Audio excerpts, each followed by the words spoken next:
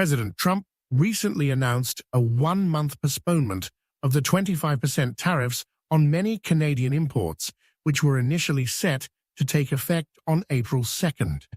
This decision followed extensive discussions with Canadian officials and mounting concerns from various industries about the potential economic fallout.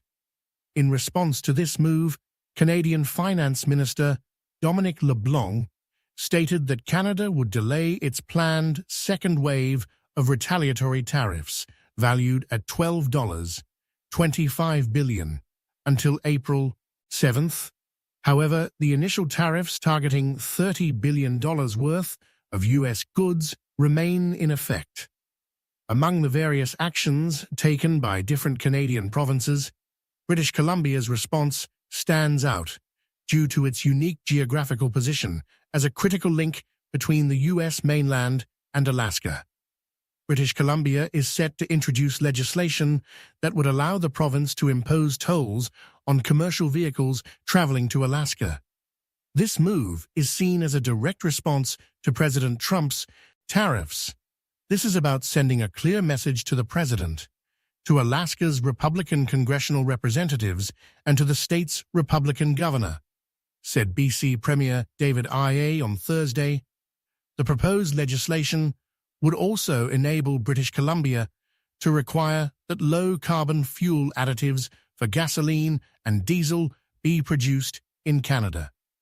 Additionally, it would provide the province with new tools to eliminate internal trade barriers as Canada seeks to lessen its dependence on the U.S. Despite Trump's scaling back some tariffs on North American trade partners, EB insisted that Canada should maintain its countermeasures. "We will not tolerate these ongoing threats and uncertainty. We're standing up for Canadians. This behavior is unacceptable, and we are making it clear to the U.S. just how frustrated we are," he said. "I say we don't back down until the president takes the threat off the table." IE noted that while he wouldn't implement the tolls immediately and the number of affected trucks is relatively small, the move signals the growing strain between longtime allies as Canada ramps up pressure on Trump to abandon his tariff plan. "The White House has launched a trade war we never wanted, and we must respond decisively," said Premier Ioannoni. "These initial measures are just the beginning. In the coming weeks, we will introduce additional tools to safeguard our economy against this sustained economic aggression." The BC government plans to introduce tariff response legislation in the coming days, equipping the province with new mechanisms to protect jobs, businesses, and swiftly address challenges stemming from Trump's trade war. Proposed measures include removing interprovincial trade barriers to strengthen BC's internal economy, mandating that low-carbon fuel additives for gasoline and diesel be sourced within Canada, and implementing tolls or fees on U.S. commercial vehicles using BC infrastructure to reach Alaska. These tariffs are a serious misstep by Trump's administration, hurting families. "Our government will fight for British Columbians every step of the way, and every option remains on the table." As an immediate response, the province has directed the BC Liquor Distribution Branch to halt purchases of American liquor from red states, removing those brands from public liquor store shelves. Additionally, BC government agencies and Crown corporations have been instructed to prioritize Canadian goods and services. These actions are part of a broader Team Canada approach, which includes the federal government's 25% tariffs on $155 billion worth of U.S. imports, alongside countermeasures from other provinces and territories to reduce reliance on U.S. trade. British Columbia is aggressively pursuing new markets and accelerating approvals for major investment projects. The initial wave of projects, valued at $20 billion, will create an estimated 8,000 jobs, particularly benefiting rural and remote communities. To ensure a coordinated and effective response, Premier Ioannoni has established a trade and economic security task force, bringing together leaders from business, labor, and indigenous communities. Additionally, a task force on agriculture and the food economy will work to safeguard BC's food supply. A BC Softwood Advisory Council is also developing a diplomatic and trade strategy to defend BC's interests in the ongoing softwood lumber dispute. A newly formed cabinet committee will oversee the government's comprehensive response. With these measures, British Columbia is taking bold steps to protect its economy, workers, and businesses from the impact of U.S. tariffs, while strengthening trade and economic resilience for the future. But what is Canada's role in all of this? Canada plays a crucial role in connecting Alaska to the rest of the United States. Alaska is a geographical exclave, meaning it is not directly connected to the contiguous U.S. by land. The vast Canadian territory between Alaska and the rest of the United States serves as a necessary transit region for travel, trade, and infrastructure. One of the most significant connections between Alaska and the lower 48 states is the Alaska Highway, also known as the Alcan Highway. This vital roadway stretches from Dawson Creek in British Columbia, Canada, and extends all the way to Delta Junction, Alaska. Constructed during World War II to provide a secure supply route for military operations, the highway remains the primary overland connection between Alaska and the rest of the U.S. Despite improvements over the decades, much of the route still passes through rugged and remote landscapes, requiring travelers to drive through several hundred miles of Canadian territory before reaching Alaska. Beyond road transportation, air travel also relies heavily on Canada's geographical position. Many flights between Alaska and other U.S. states pass through Canadian airspace, and some even make stops in Canadian cities. Canada's air traffic control systems play an essential role in managing the movement of aircraft traveling between Alaska and destinations across the United States. The cooperation between American and Canadian aviation authorities ensures the smooth operation of these air routes. Trade and commerce further emphasize Canada's role in linking Alaska with the rest of the United States. Although there is no direct railway connecting Alaska to the lower 48 states, rail and freight services frequently transport goods through Canada. The Port of Vancouver in British Columbia is a major transit hub for shipments moving to and from Alaska. Many essential supplies, including food, fuel, and construction materials, are transported through Canadian ports and railways before reaching their final destinations in Alaska. For those traveling between Alaska and the contiguous United States by car or truck, crossing the Canadian border is unavoidable. The United States and Canada maintain close diplomatic relations that facilitate relatively easy border crossings, particularly for trade, tourism, and personal travel. However, travelers must adhere to Canadian customs and immigration regulations, ensuring that their documentation is in order before passing through the country. Another key aspect of the connection between Alaska and the rest of the United States through Canada is energy infrastructure. Alaska is rich in natural resources, particularly oil and natural gas, and Canada provides crucial transit routes for these resources to reach American markets. International markets, pipelines, and shipping routes allow the transportation of Alaskan energy products through Canada, supporting both the U.S. economy and global energy demands. Alaska maintains a strong economic and logistical relationship with Canada, playing a crucial role in trade, transportation, and connectivity. The exchange of goods between Alaska and Canada is significant, with over $1 billion worth of trade occurring annually. Of this, approximately $596 million is exported from Alaska to Canada, while $753 million in goods are imported into Alaska from Canada. This trade supports industries such as energy, seafood, and manufacturing, ensuring a steady flow of essential commodities between the two regions.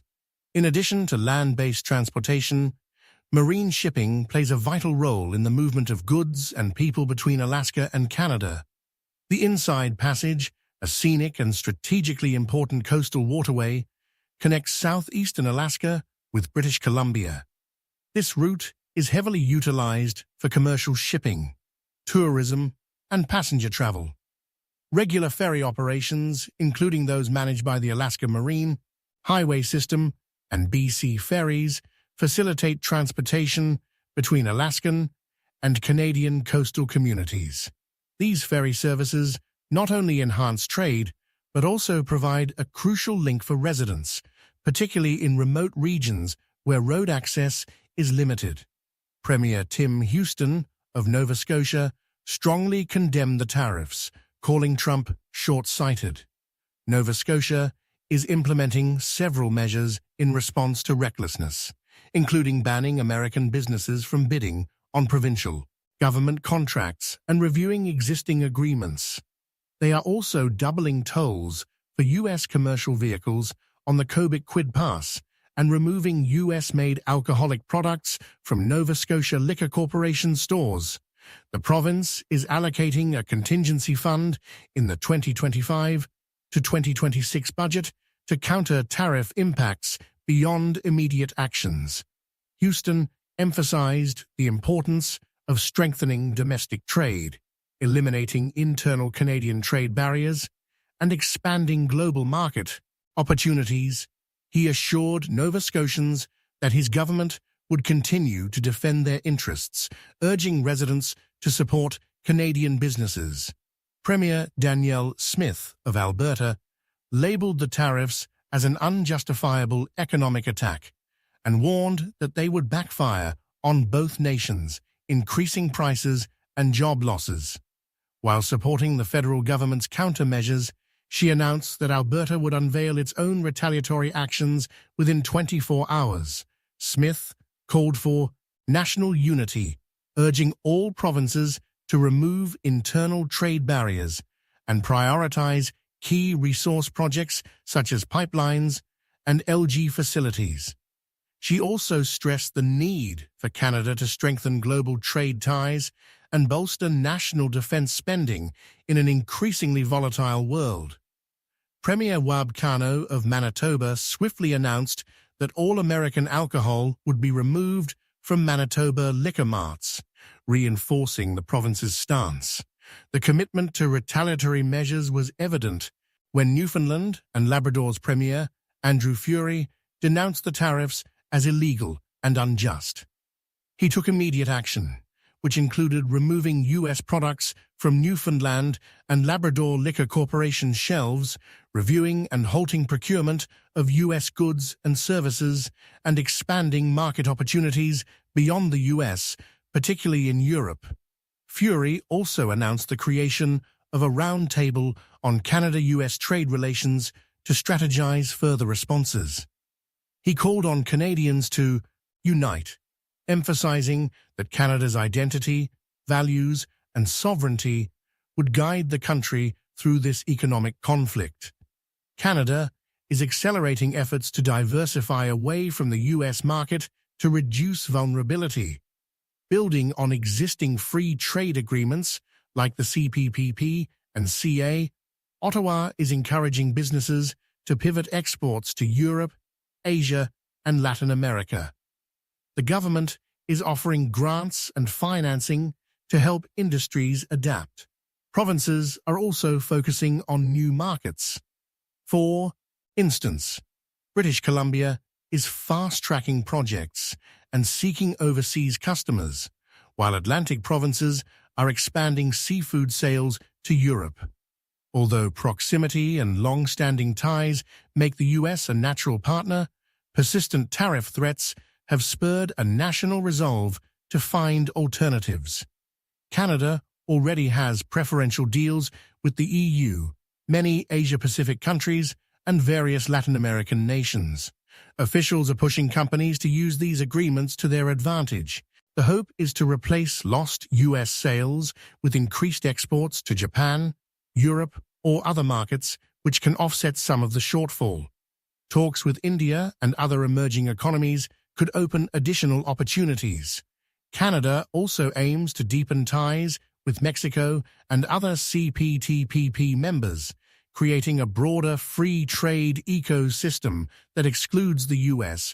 or at least lessens dependency on it.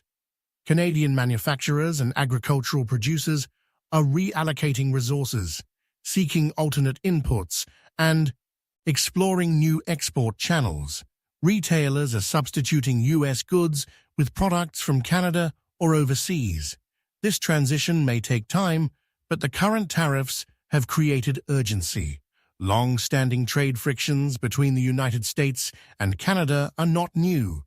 The two allies have weathered numerous disputes over the decades. One of the most enduring is the softwood lumber conflict, which began in 1982 and persists today. The U.S. lumber industry has long accused Canada of unfair subsidies and imposed countervailing duties, while Canada vehemently disputes those claims. This lumber war has seen multiple rounds of tariffs, legal battles, and temporary agreements, making it one of the largest and most enduring trade disputes in bilateral history. Other perennial flashpoints include Canadian dairy quotas versus U.S. access demands and American country of origin labeling rules for meat, which were eventually overturned via a WTO challenge. Past U.S. administrations have occasionally imposed tariffs on Canadian goods, often provoking retaliation and eventual compromise. In 1930, the Smoot-Hawley Tariff Act raised U.S. duties on thousands of imports. Canada, then America's largest trading partner, was among the first to retaliate, hiking tariffs on 16 categories of U.S. goods. The result was mutual economic pain and a collapse in trade. Fast forward to 1971, President Nixon temporarily imposed a 10% surcharge on imports, including Canadian goods, during a currency crisis. That move strained relations until a monetary deal led to its removal within months. In 2002, President George W. Bush levied tariffs up to 30% on foreign steel. But Canada and Mexico were exempted due to NAFTA obligations. The steel tariffs were eventually withdrawn after global retaliation threats and a WTO ruling against them. The episode demonstrated that broad U.S. tariffs often face fierce pushback. The 2018 to 2019 period under President Trump saw major tariffs imposed on steel and aluminum, citing national security. This was answered with reciprocal tariffs on U.S. steel, aluminum, and various politically sensitive goods. These measures ended after about a year, when the U.S. lifted metal tariffs in exchange for concessions as part of the updated USMCA. That episode taught Canadian leaders that robust retaliation could force the U.S. back to the table. It also reinforced the value of a united front. Federal, provincial, and industry groups lobbied U.S. counterparts to reach a resolution.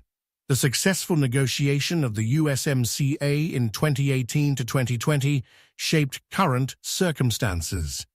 Tactics, as Canadian negotiators learned, involve responding firmly to Trump's brinkmanship.